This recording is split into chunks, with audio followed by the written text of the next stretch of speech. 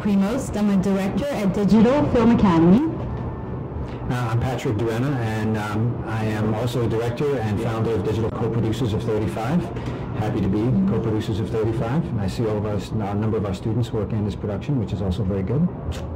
So hello. All right, I'm going to ask you to speak up a little bit because we're trying to balance some audio issues. Okay, I shall. Is that better? Okay. Back to the chat room, and let's see if we have any questions for you guys. Why don't you say a little bit about what the Digital Film Academy is and how you got involved with 35 and just why we're doing this and why you're here to do it too. Okay, well, Digital Film Academy is a all-digital film school based in New York. We also have a facility in Istanbul, and hopefully we'll be in Singapore and Dublin before very long. We're working on that. We're a unique place. We have things that other film schools don't have: 100% digital equipment, unlimited lab time, a year's access to the facility after you finish a course so that you can actually do work, professional work. So our students have a lot of great benefits in that. As far as how we were involved with 35, do you want to speak about that? Sure. Well, we met Kathleen and Giuseppe, and we thought they had an innovative concept. We try to be at the leading edge of education, so we thought it was a great partnership, something for us to get involved in. Okay, someone's first question from an unnamed Ustreamer is why all digital? What is the question? Why are we all digital? Why digital? Well, basically, to work with and to nurture independent filmmakers, producers, because very few people are going to independently be creating films, you know, shot on film and processed and so forth.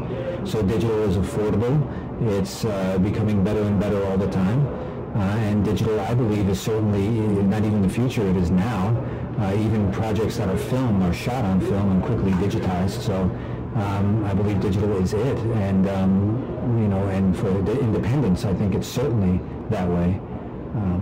That's why. Great. Chris Van Patten wants to know, what would you suggest to someone who's interested in the program to learn more about it? He's particularly interested in your year-long program. Okay. Well, our one-year program will be starting again in January. There's a lot that we can explain. Actually, do you want to explain a little bit about the one-year? Sure. The one-year program is a combination of a 6-month filmmaking program and a 4-month advanced.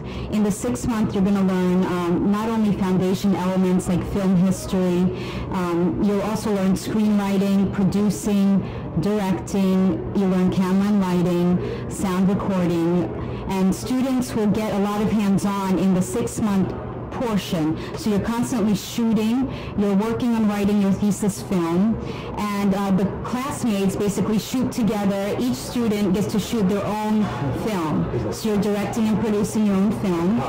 And after you finish shooting, you then go into post-production. You learn editing, you learn visual editing with Final Cut, you learn Pro Tools professional sound editing, and you learn DVD authoring. And so when you learn those foundation elements, you go on, you have a break, and then you come back for the advanced program. And in the advanced, you're going to learn specialized equipment like using dollies, jib arms, and you're really going to learn more of what it takes to make a real production. So the first part of the year is just becoming a filmmaker, and the second part is learning how to really work a production, what do you do on set, and you're making a second film that's more professional and more production-oriented. Okay. Next question is, what role do you expect the internet to play in the future of digital film? Well, really, they kind of match up directly. All media will be digital at this point.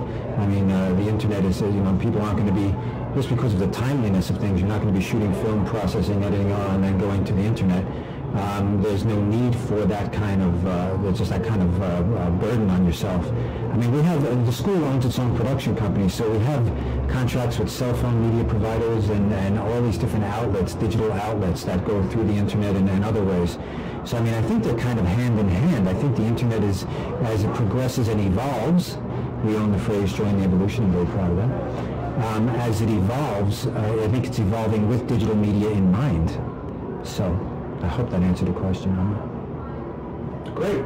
Another question, which actually isn't from the chat room, but actually the question is, what would you suggest to people who are in television, film, existing professionals now, what skills do they need to augment to be ready for this digital world that we're going to be living in?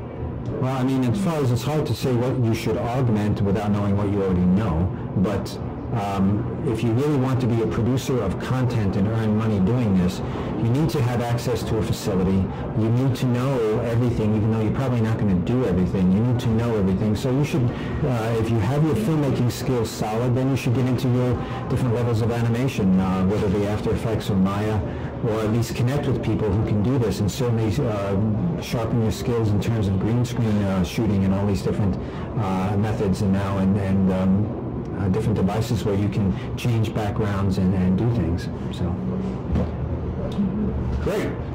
I just actually noticed a shout out to New Media Jim, who's actually in the chat room. Jim Long, who's an NBC camera person down in DC, but who also is very, very accomplished in this world of independent producers. So, special shout out to Jim, who says, "You guys rock." Well, thank you, Jim. We do rock. Thank you. So, any additional questions for the lovely folks with Digital Film Academy? Come on, give them a hard one. Well, I mean, really, we'd love to, if you're interested, go to digitalfilmacademy.com, ask questions. We always invite people to come and take a free class. So that's what we do instead of an open house, which is a very staged situation. So come and schedule a class, sit in for free, and check it out. And we're a smaller school, so students get more attention, more time with the instructors. If you're looking for a school that has 8 to 10 students per class, you should definitely come and visit us. You'll learn a lot. You'll get more time with the equipment, and we give students a lot of feedback. We really want their projects to be good, so they get feedback not only from our instructors who are professionals, but also from us. Everybody in the school and the staff knows all the students by name. Sure. Actually, right before we were here, we were at the Anthology Film Archives on 2nd and 2nd, and we had a night where our students' films were shown in a theater, 200, 300, whatever the seat theater. Great. So that's it. Okay, go ahead. Another question is, why did you choose to support this production, 35? Well, I can, really, it's on the foundation of the integrity of the producers, both Giuseppe and Catherine. Yes. I'm very bad with names. They spoke with us directly, and I believe in them wholeheartedly. And I've met the crew too now, and everyone seems to be very on the ball, very professional. It's a good environment. I mean, you have to be in win-win situations no matter what you do. And this is definitely a win situation for our students to be working on this. We believe in Catherine and Giuseppe's work ethic and their vision. And their passion. Well, Very absolutely. passionate about this, and we saw that passion. And that's what we try to instill in the Digital Film Academy and the students. And so I think it was just based on them as people and what they're trying to do. And we're always, as I say, trying to do leading edge things. We thought it was a great project to be involved in for that reason. Great. Next question is, beyond technical skills, what broader body of knowledge do students need to bring to media careers now regarding business and marketing and other skills that are non-hands-on film? One of the things you want to do is figure out how to create passive income for yourself, all right? So you create a product. Now what we do is a lot of our students work in companies and are hired by companies, but our initial goal is to create independent freelance filmmakers that can earn money as independents. Because we offer the facility to them for a year, they can pretty much do anything if they need to green screen shoot or do a voiceover in a booth or whatever. But you have to figure out a way to create passive income for yourself. So viral video now is very big. That's doing that. It's branching out everywhere. So you can create something, and you can, and part of our course teaches you how to, when you're at the final stages, how to create your DVD and all that, but how to get it on the internet in such a way that you're creating recognition, you're creating hits, you're creating money for yourself. Okay?